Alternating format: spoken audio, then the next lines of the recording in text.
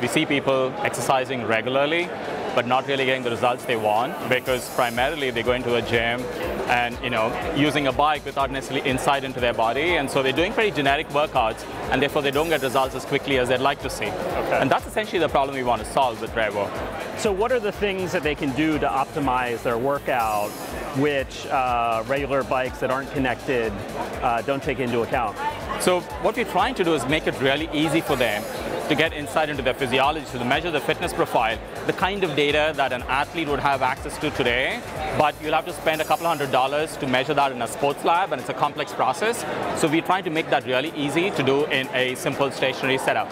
So the equipment is the bike, and you've got an iPad here. Correct. And I have hooked up to me a heart rate monitor, and you can do all of that with just those pieces. Correct. So what the bike does is that when you create a profile, it then step-by-step guides you through a 15-minute cycling session, which is your initial assessment. So it's like a fitness test up front. So it measures your overall aerobic capacity, which is like the engine size of the human body. It measures your recovery, which tells us, are you at peak performance or not?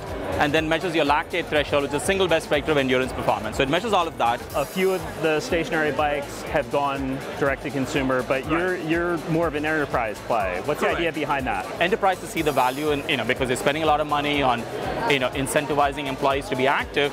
They want their employees to see improvements that they're making, right? Tell me a little bit about some of the companies that you're working with. One of our early pilots was with LinkedIn in Mountain View, and so we're now in 2 of their gyms, and we're seeing continued growing usage.